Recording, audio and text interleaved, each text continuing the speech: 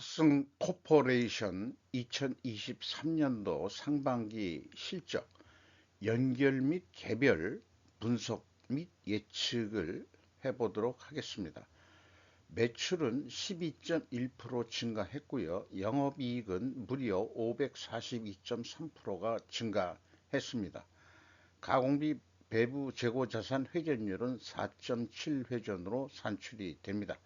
내용이 좋았다고 생각하면 하단에 나와 있는 내용 참조해 주시면 대단히 감사하겠습니다. 한국 경제 최형창의 중기 인사이드라는 컬럼에서 고무신 만들던 회사라고요. 벤츠, BMW도 손 내민 이유라는 거창한 제목으로 취재 내용을 보도를 했습니다.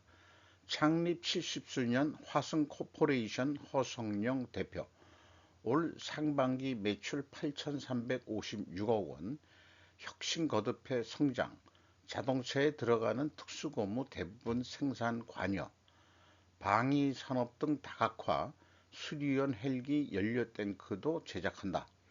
신소재 TP 개발, 엑선모빌과 글로벌 경쟁, 이렇게 소개를 하고 있습니다. 특수고무업계 독보적 1위라고 또 소개를 하고 있고, 친환경 소재 TPE 자체 개발했다. 서모플라스틱 엘라스토머, 열 가소성 엘라스토머라고 하는 특수고무인 것 같네요. 이 허창용 그 대표는 1985년 화승과 인연을 맺은 허 대표는 어느덧 입사 40년을 앞두고 있다. 허성영 1950년생입니다. 업계 선두이지만 선도하는 기업이라고 할 수는 없다며 앞으로는 축적된 기술력을 바탕으로 분야를 선도하는 회사가 되겠다고 포부를 밝혔다.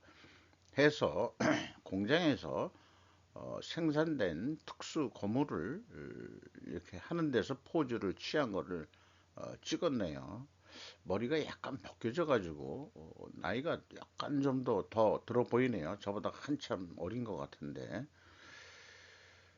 그런데 화성 코퍼레이션을 또 분석을 하게 된 것은 화성 RNA하고도 연결이 돼 있어 가지고 하는데, 화성 코퍼레이션이 그 제조업만이 아니고 지주회사, 중간 지주회사 성격을 가지고 있어요.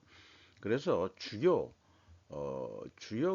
한 7개 회사 정도, 자회사에 대한 더 밑으로 많습니다만은 한 요 정도까지 소개를 끊어서 봤는데, 쭉 그 회사가 이 재무 상태 요약해서 또 공시를 했고, 또 손익 내용도 공시를 했습니다.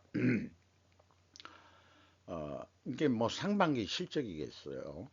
어, 화성 코퍼레이션에서 만든 제품을 화성 RNA에도 공급할 것으로 저는 생각을 하고 있고, 또 이 화성 코퍼레이션이 판매가를 공개하려는지 좀 그 공시 내용을 추적해 보도록 하겠습니다.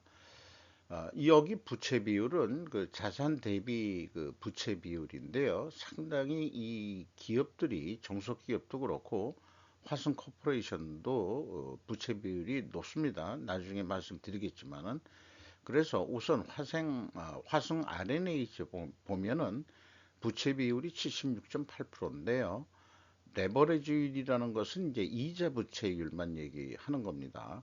57.8%. 그럼 나머지는 이제 부채 중에서 비이자 부채가 그 19%가 있다는 얘기입니다.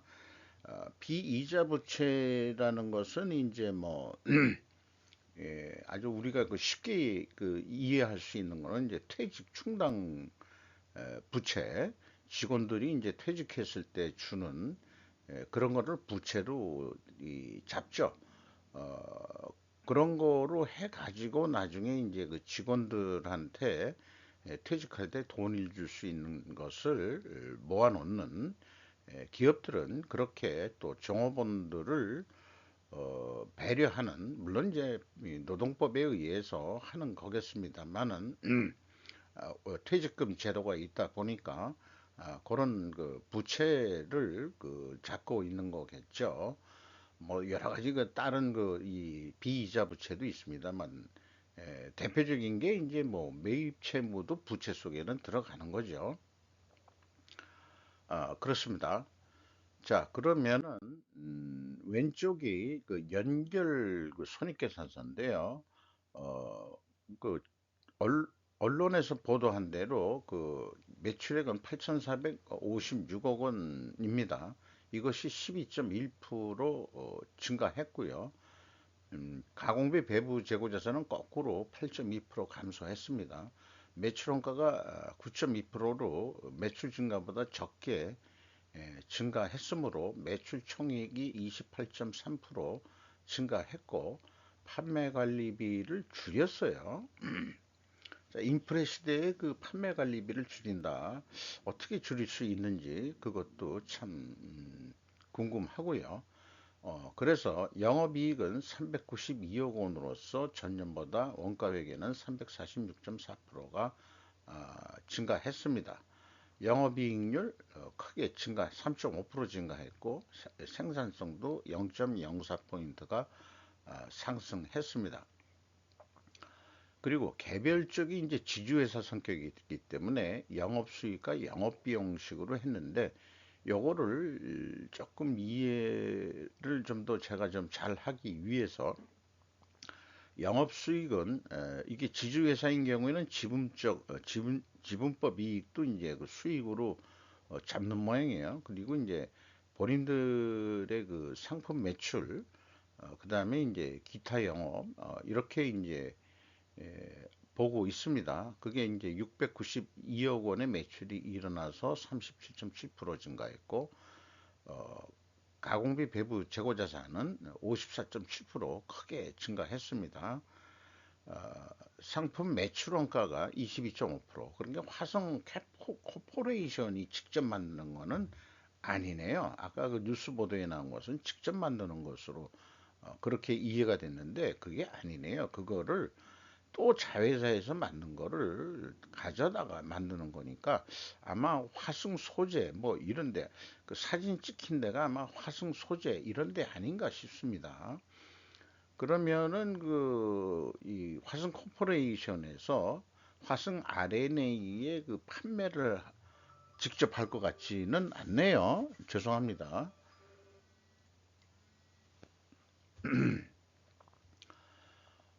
그래서 상품 매출 원가 중심으로 그 다시 그 이 재구성을 했어요. 상품 매출 원가가 22.5% 증가했고 매출 총이익은 그래서 57.5% 증가했고 그 다음에 판매 관리비가 0.2% 증가해서 영업이익은 전년도에는 그 이 개별이 15억 원 영업 적자였는데 109억 원 영업 흑자가 나서 무려 807.3%가 전환 이익이 됐습니다. 영업이익률도 크게 상승했고요. 어, 그 원가 생산성도 크게 상승을 했습니다. 어, 화순 코퍼레이션은 산업용 고무제품 사업, 자회사 및 피투자 회사 지분 관리 및 투자를 목적으로 하는 것으로 되어 있네요. 중간 지주회사 성격으로 상품 유통업을 유지하면서 종속기업을 관장한다. 이렇게 이제 이해가 됩니다. 지주회사는 연결로 보는 것이 전체 인식에는 도움이 되나 경영 분석 원인은 희석되기 때문에 저는 가급적 어, 지주회사일 경우만 아주 본격적인 지주회사만 하는 경우는 연결로 보지 나머지는 개별로 보는 것이 그 이 스루프 분석의 그 목적인 어떤 그 이 인과관계 원인을 찾는 거 이런 거는 부적합하기 때문에 연결 재무제표는 저는 선택하지 않습니다.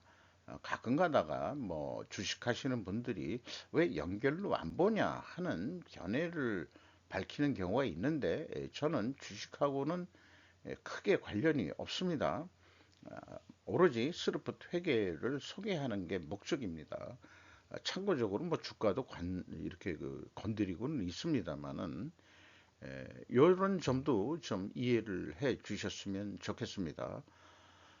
이 연결에는 화성 RNA가 자회사니까 화성 RNA 매출 금액도 들어가고 화성 소재 것도 들어가고 뭐 여러 군데가 아마 들어갈 거예요. 어, 그런 금액이 되겠습니다. 스르프 손익으로 볼 때는 매출 재료비가 24.8% 증가했기 때문에 원재료 및 상품 매입 가격 상승을 했다고 그렇게 추론이 됩니다. 스르프율은 그런데 내려갔어요. 그리고 운영 비용이 또 15.8%나 감소시켰습니다. 그래서 TOE 생산성 상승했고 영업이익은 380억 원으로서 542.3%나 크게 상승을 했습니다. 원가 회계 영업이익보다는 12억 원대가 더 적은 금액인데 이것은 역시 재고자산이 증가했기 때문입니다. 개별로 봤을 때는 반대로 나옵니다. 이 매출 재료비가 22.5% 적게 증가했기 때문에 상품 매입 가격 하락으로 여기에서는 추론이 됩니다. 개별로 볼 때는. 그런데 다르게 보면은 여기 밑에다 썼습니다만은 판매가 인상으로도 추론할 수 있겠죠. 원재료 가격이 일반적으로 상승을 했는데 그거보다는 판매 가격을 더 올렸다. 그러니까 이 상품을 갖다가 화성 알레이나 자동차 무슨 회사에 판매한다 그러면은 결국은 판매 가격을 올린 거 아니냐, 이렇게 생각이 됩니다. 또는 복합작용일 수도 있죠. 원재료 가격도 오르고 올렸지만은 상품 판매 가격은 더 올렸다. 뭐 이런 식으로도 우리는 스루프 손익은 그렇게 추론이 가능한 구조로 이렇게 분리를 하고 있죠. 스루프율은 6.3% 상승했습니다. 그리고 운영 비용이 0.2%밖에 증가가 안 됐어요. 뭐 그렇게 크게 오른 일이 없었겠죠. 지주회사 성격이니까. 생산성이 무려 0.53, 53%나 상승했다는 얘기고요. 이 지주회사인 경우, 그 다음에 또 이 상품 유통업이니까 제조업이 가공비가 배부되는 재고자산이 없기 때문에 원가 외계 영업이익과는 동일한 금액으로 나타나게 됩니다.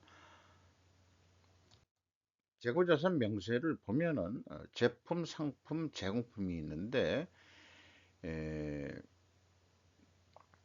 가공비 배부 재고자산이 49억 4,800만 원 증가된 것을 알 수 있습니다. 이것 때문에 원가 회계 영업이익보다는 적게 이익이 난다. 이렇게 말씀드릴 수 있겠습니다.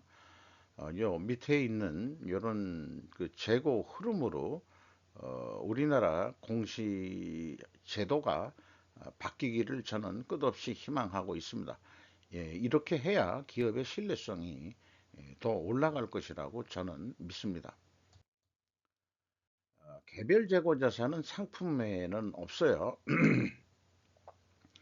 2억 7,400만 원 증가했고요. 미착품이 있고 그 합계액이 합쳐지면은 7,200만 원 증가한 것으로 이렇게 되어 있습니다. 비용의 성격적 분류에서 이 연결로 했을 때 이 MC 매출원가 재료비는 25.4%가 증가했고요. 운영비용은 14.8%가 감소했습니다. 이 운영비용에서 판매관리비를 뺀 금액이 연결 가공비가 되겠습니다. 가공 비율이 24%로서 원재료 비율이 올라갔기 때문에 여기에서도 원재료 및 상품 매입 가격이 상승했다. 이렇게 그 추론을 해낼 수 있겠습니다. 아, 개별로서는 그 MC 매출원가 재료비가 22.5% 증가했어요. 저 위에 거는 별도로 비성분을 공시를 안 했으므로 또 가공비가 없는 그런 지주회사 성격이기 때문에 요거는 제가 재고자산 명세를 통해 가지고 역산으로 풀이해낸 숫자가 되겠습니다. 재고가 증가했을 경우에는 비성분 쪽에서는 이렇게 마이너스로 표시된다는 거. 왜냐하면은 기초에서 기말을 빼기 때문에 그렇습니다. 재고가 증가하면은 기말의 금액이 많으니까 마이너스로 표현되는 겁니다. 그래서 그 운영 비용에서 여기에서도 판매 관리비를 뺀 게, 그러니까 운영 비용이 즉 이 판매 관리비가 되겠습니다. 가공비가 없죠. 이렇게 비성분 구조로 또 이렇게 재구성해 본 내용이 되겠습니다. 어, 연결로서 그 연결 재고자산 매출원가 회계 투명성 검증 3단계가 이렇게 있습니다. PQ 총 제조 비용의 차이가 있고 그것은 PQ 생산 재료비의 차이하고 동일한 금액이고 또한 재고 자산의 범위, 증감액과의 차이액도 되겠습니다. 요게 취득원가라고 제가 써놨는데 기업은 장부가격으로 이걸 해야 되는데 취득가격으로 했다는 것을 어떻게 알게 됐느냐? 그러면은 BWCI 증감액을 가감해 주면은 뭐 사실상 일치를 해야 되는데 그 평가손실액이 있다 이거예요. 이게 이제 처음에는 모르지만 이제 현금 흐름표로 보면은 재고자산 평가손실액을 그 빼주면은 그 일치를 하는 거죠. 그래서 그러면은 이게 비성분 재고자산의 변동금액이 취득원가로 그 계산을 하고 있구나.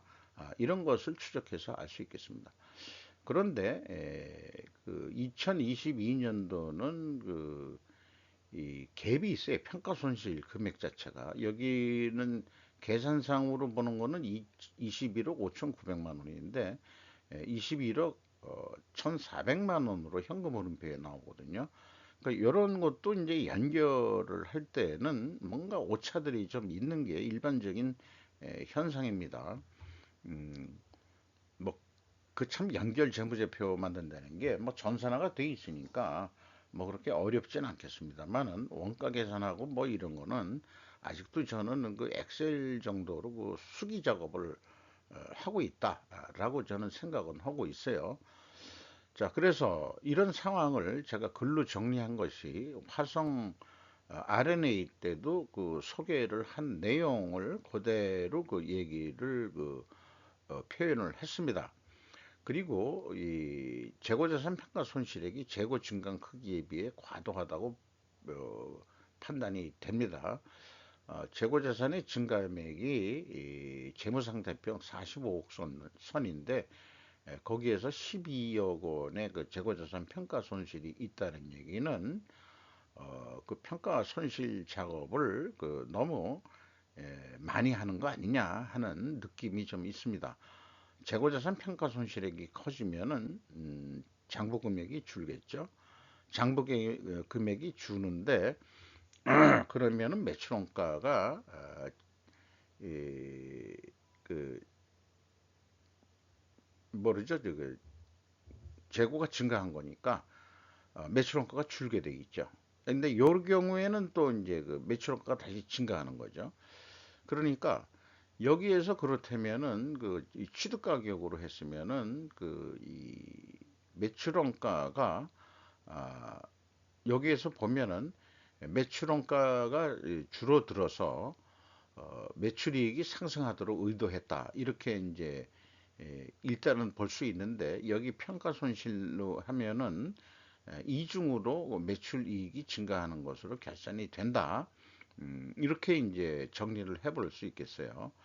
그런데 이렇게 그 작업하는 그 기준을 회사는 화성 코퍼레이션이나 화성 RNA나 똑같은 회계 기준이 적용되는 것 같은데 이것의 원가 회계의 어떤 그 맹점을 그 인식을 하지 아니하고 이렇게 하고 있는 거 아니냐. 그러니까 그 의도성이 있다기보다는 자기네들이 설정해놓은 기준의 그 이 불합리한 부분을 인식하지 못하고 있다. 저는 뭐 그렇게 좀 에, 그 긍정이라기보다도 이 옹호라기보다도 그냥 그 인정은 하겠다. 원가 회계 문제를 모르니까 당신들이 그렇지. 이런 식으로 좀 이해를 해보도록 하겠습니다. 개별에서는 이거는 제가 맞춰준 수기 때문에 1, 2단계는 의미가 없고요. 현금 흐름표 기준에서는 그냥 간단하게 현금식으로 얘기하면은 현금이 4,100만 원 나갔으면은 재고가 4,100만 원만 증가하면 되는데 7,200만 원 증가했어요. 그러면 3,100만 원의 재고가 어디서 갑자기 생겼는데 요 마이너스로 표현될 경우에는 환입을 잡았던 얘기입니다. 작년도에는 이 손실을 잡았고, 그러니까 그게 너무 과도하게 잡았구나 하니까 다시 환입을 잡고, 저는 어쨌든 재고 자산에 관한 한은 그거 왜 평가들 해가지고 골치 아프게 만드냐. 이런 의견을 얘기를 좀 해볼 수 있겠어요. 무슨 회계 기준 무슨 뭐 그걸 한다고 그러는데 나중에 별도로 이뭐좀 GAAP라고 일반 회계 기준에 대해서 미국의 그 재미있는 사건을 한번 소개해 볼까 합니다. 운영 비용으로서 이 인건비가 그 14.5% 증가했고요. 외주 가공비가 25.3% 크게 증가했습니다. 운반비도 24.2%. 예, 연결로는 다들 많이 올랐네요. 그리고 연결로는 그 연결 실체에 대한 직원 수는 공시가 할 수가 없겠죠. 그것도 귀찮은 일이기도 하고 개별로 봐서는 직원 수가 22명이나 크게 증가했어요. 그리고 이 정도 100명, 150명 정도 수준에서 22명 수준이면 상당히 많은 인원이 증가했기 때문에 아마 신입사원 증가로 인해서 연봉이 9,260만 원으로서 좀 내려간 꼴이 됐죠. 아마 그건 이 직원 수 증가에 의해서 내려간 것으로 그렇게 보입니다. 지분법 처분 손실이 1.7% 증가했고 기타 매출원가라는 게 있는데 이걸 저는 비용으로 그냥 인식을 했습니다. 아까 그 손익계산을 할 때 78.6% 감소했습니다. 종합적으로 연결 경영 평가 지표를 보면은 재고 회전율이 상승했고요. 그 다음에 스루픈율이 하락했어요. 연결할 때 이게 뭐 분식회계 개연성 가정 논리를 또 적용해 볼 필요가 굳이 의미가 있겠느냐 하지만은 논리상 그 만들어 놓은 거니까 한번 의견을 얘기를 해 보죠. 회사가 우리는 분식회계 하는 데가 아니라고 한다면은 반증을 해야 되는데 원재료 및 상품 매입 가격 하락과 판매 가격 하락으로 입증해야 됩니다. 그러나 봤듯이 원재료나 상품 매입 가격이 상승했다라고 1, 2차가 다 추론이 그렇게 나오죠. 그럼 이게 모순이다 이게. 이 모순을 해소할 수 있겠냐? 그게 이제 과제인 거죠. 그리고 레버리지율이 70.7%나 됩니다. 일반 회사라면은 경영권 방어선이 무너져가지고 채권은행들이 팔아먹어도 할 말이 없는 거죠. 그런데 왜 유지가 되고 있느냐 하면은 최종 그 최대 주주가 화성 엔터프라이즈가 아니고 인더스트리인가 그렇죠. 그쪽이 뭐 좀 튼튼한 것 같아요. 그래서 뭐 그렇게 계속 이렇게 연결이 되는지 모르겠지만은 어쨌든 이 화성이 부채 비율은 상당히 높은 기업입니다. 그러면서도 운영이 되고 있어요. 금융권하고 우호적인 관계가 형성돼 있다. 어쨌든 이자는 열심히 내고 있지 않느냐. 뭐 이렇게 얘기하고 있을지도 모르죠. 어, 그리고 매출 채권 회전율과 그 매입 채무 회전율이 이렇게 별도로 산출을 해봤습니다. 매입 채무 속도가 더 빠르다는 얘기는 좀 물건이라도 좀 싸게 사기 위해서 돈을 더 좀 빨리 준다. 이렇게 또 얘기해 볼 수 있겠어요. 연결 이자 지급은 이 상반기에 187억 원이 나갔고 전년도에는 121억 원이 나갔습니다. 이 정도는 이 감내를 할 수 있는 거로 돼 있죠. 만약에 이 이자 부채가 없다면 이익이 더 났을 거예요. 그죠? 당기 순이익은 영업이익까지는 뭐 반영이 안 되더라도 그럴 겁니다. 충분히 이자 지급을 하면서 사업을 할 수 있다는 것을 보여주니까 아마 이 높은 레버리지율이 유지되는 것 같습니다. 개별로 봤을 때는 재고 회전율이 떨어졌는데 거꾸로 스루프율은 올랐어요. 이 경우도 역시 분식회계 개연성인데 반증을 하려면 상품 매입 가격 상승과 그 다음에 판매 가격 상승으로 입증해야 됩니다. 이것들이 다 입증이 될 수 있겠느냐 근거로서 그것들이 이제 사실은 기업 분석에서 가격 문제가 참 중요한 거죠. 이익을 남기려면은 물건을 싸게 사고 판매는 비싸게 팔아야 되는 거 아니겠어요? 핵심은 그거죠. 장사라는 게. 그러니까 그걸 중점적으로 결국은 기업 분석이라 하더라도 그런 데까지 추적을 해봐야 된다고 생각을 저는 합니다. 고상하게 뭐 딴 거 뭐 여러 가지 얘기해 볼 필요가 뭐 있겠냐 이거예요. 그래서 저는 핵심적으로 재고자산 회전율하고 가격이 올랐냐 내렸냐 이런 것들이 이제 중요한 거죠. 이자 부채 레버리지율은 경영권 방어선 이야기는 합니다. 또 내렸습니다. 투하자본 이익률도 3.4%로서 또 상승을 했고요. 매출 채권 회전율은 2.1 회전인데 개별로는 요게 매입에 대해서는 또 돈을 개별적으로 늦게 주네요. 어, 6개월에 0.5 회전 줬다면 거의 뭐 50%뿐이 안 줬다는 얘기인데 이게 그러니까 특수관계 있는 데서 그 상품을 매입하는 것 같아요. 자기 자회사한테서 가지고 오는 것 같기도 하고 그렇습니다. 개별 이자 지급이 36억 원, 그 다음에 작년도에는 20억 원, 이렇게 되네요. 그러니까 이자들이 높아지니까 이자 부채를 좀 줄인 거 아니냐, 이렇게 보여집니다. 그래서 원재료 및 제품 가격 추이를 그게 정확하진 않지만 공시되는 것들이 참고적으로 증거는 없고 추측만 난무하는 상이면 검증할 수 있는 없는 영역이라는 것은 이제 너무나 상식이겠지만은 원재료 매입 실적이나 매입 단가 추이는 비공시했습니다. 복잡해서도 못할 것 같다. 연결이라는 건 그런 거죠. 그래서 여기에 쓴 것은 그러니까 부식회계에 대한 반증은 검증할 방법이 없습니다. 솔직히 그것을 좀 말씀드리는 거고요. 연결로 분석해서는 뭔가 분석하기가 쉽지가 않다 그런 얘기입니다. 왜 연결을 하는 건지 저는 뭐 주식 입장에서는 금융감독원의 전체를 보려고 뭐 하는 것 모양인데 일거리만 쓸데없이 많이 만드는 거 아니냐. 지주회사만 의무를 주면 되는 것 같기도 하는 것 같은데 개별로 보더라도 저기 종속기업 투자 금액 이런 것들이 다 재무제표에 표현되기 때문에 다 규모는 인식을 할 수 있는 거거든요.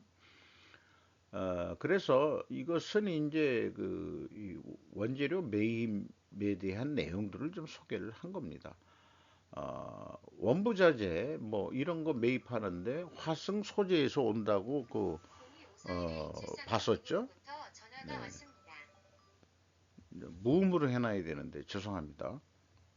아까 제가 추측한 거가 맞네요. 자회사에서 구매한다. 그리고 뭐 벨트, 시트 호스 및 방충 및 특수물 이런 게 있는데 국내외 아웃소싱 업체 아웃소싱 업체를 통해서 또 구매를 한다. 또 이렇게 소개를 하고 있네요. 그리고 요 밑에 거는 그 매출에 대한 건데, 이 반기 매출액이 요 그 매출 비중들이 있고, 그 다음에 이제 그 합계액은 그 손익계산서에 나온 금액하고 똑같습니다. 그러면 가장 많은 매출 비중을 차지하는 게 역시 그 자동차 부품으로 되어 있네요. 화순 코퍼레이션도. 근데 이게 뭐 제품, 상품 이렇게 되어 있습니다만은, 원재료를 아까 화성 코퍼레이션이 공급한다고 그랬는데 그 그것은 이 기자가 그렇게 취재를 해서 그런 모양인데, 화성 코퍼레이션은 제조업을 안 하는 것 같아요. 그 아까 그 손익계산서 보면은 상품 그냥 들여다가 그냥 순수한 지주회사만 하지, 그걸 또 중간에 그 이 화성 소재 같은 데서 들여다가 또 다른 데서도 그 상품을 매입해 가지고 또 판매를 하고, 이런 것들은 가격만 계속 올리는 행위인 것 같아요. 공급사슬 다단계 회사 만든 것 같은 기분이 들어갑니다. 어쨌든 이런 것을 말하자면 화성 R&A가 직접 팔아야 되는데, 화성 코퍼레이션이 자동차 회사를 상대한다. 요런 게 이제 문제다. 저는 그렇게 보는 거죠. 화성 R&A가 직접 저기 상대를 해야 되는데, 자동차 부품 완성차한테 납품하는 것을 화성 코퍼레이션이, 그러니까 하나의 영업부서가 별도로 거꾸로 독립이 됐다. 반대로 치면은 그렇게도 얘기해 볼 수 있는 거 아니냐. 이런 것들이 그 유명한 데가 셀트리온과 셀트리온 헬스케어 이런 데가 되겠죠. 어, 그런 거에 대해서는 저는 매우 못마땅합니다. 왜냐면은 마진이 그 중간 마진을 또 먹기 때문에 소비자 가격한테는 그 올라간다는 얘기죠. 물론 이게 B2B 거래 성격이 다 많기 때문에 일반 소비자하고는 관계가 없습니다만은 국가 전체적으로는 인플레이션을 유발한다. 이렇게 볼 수 있지 않겠느냐. 저는 그렇게 주장하는 바입니다. 그래서 이런 결론을 통해 가지고 어, 그 1조 6,800억 정도 그 매출을 할 것 같다. 연말에. 그러면은 800억 이익이 남는다. 재고가 3% 증가하는 추세 그대로 가서 이렇게 예상을 해볼 수 있고요. 재고가 3% 감소한다면 영업이익은 감소하게 되기 때문에 원가 가격의 문제점 말씀드리고, 스루포 패러다임으로는 한 1조 6,700억 정도 할 것 같고, 그러면은 원가보다는 영업이익이 좀 적게 나오게 돼 있는데, 재고 회전율을 한 10회 전까지만 성공을 해보자. 6.9%도 노력을 하면은 한 1조 700억 하면은 1175억 원까지 이익을 낼 수 있다. 스루풋 회계 기준은 이거를 단가로 어떤 비율을 하면 납품 단가 167만 원, 원가 회계 기준은 168만 원, 만 원 싸게 해도 충분히 이익은 남는다. 이것이 재고가 증가했을 때 일반적으로 나타나는 현상의 매트릭스 표인데요. 원가 회계 영업이익보다 이익이 감소하고 판매액가는 원가 회계보다 낮게 나오는 것이 그 차이가 되겠습니다. 여기에 이 매트릭스 표에 적용이 바로 된다. 이렇게 볼 수 있겠습니다. 그리고 기업은 부동산 투기를 하지 않는가라는 제목을 여기에서 해보는데, 이 기업이 이 부동산 투자액이 작지를 않아요. 2022년 말에는 613억 가지고 있었는데, 상반기에 373억으로 240억이 줄어들었죠.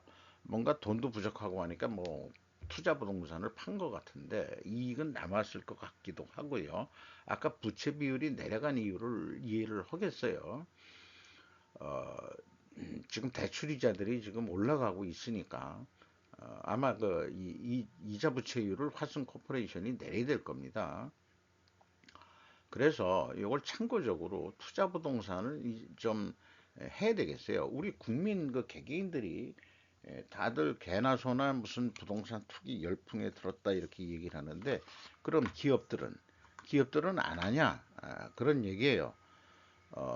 기업들은 뭐 건물에만 하는 건 아니고 토지 같은 데도 할 거예요. 변명은 하겠죠. 합리화. 나중에 공장 부지 확보를 위해서 샀다. 뭐 이런 식으로. 그 위치가 중요하겠죠. 그런 것도 있겠습니다만은 어쨌든 이 기업이 부채는 높으면서도 이 자본 총계에 비해서 한 25% 가까이 된다는 것은 얘네들이 장사의 뜻이 있는 애들이냐라고 또 의문도 들어가는 거죠. 부동산 투기한다. 저는 그렇게도 인식할 수 있지 않겠냐. 이런 의견도 좀 해봅니다. 주가는 1548억 원으로서 연초보다 148원 증가했고요. 장부 가격 대비 25%뿐이 평가를 못 받고 있습니다. 대주주는 현지여시로 35.44% 지분을 가지고 있고 화승 인더스트리가 9.26% 지분을 소유하고 있습니다. 아, 저기 연결과 개별을 다 해서 얘기를 하다 보니까 오래 걸렸는데 향후 연결은 완전 지주회사 경우에만 좀 분석을 해보는 것으로 다시 한번 정립을 하고 스루펫은 개별 분석을 원칙으로 한다 라는 점을 좀 더 강조를 드리고 싶네요. 마치도록 하겠습니다.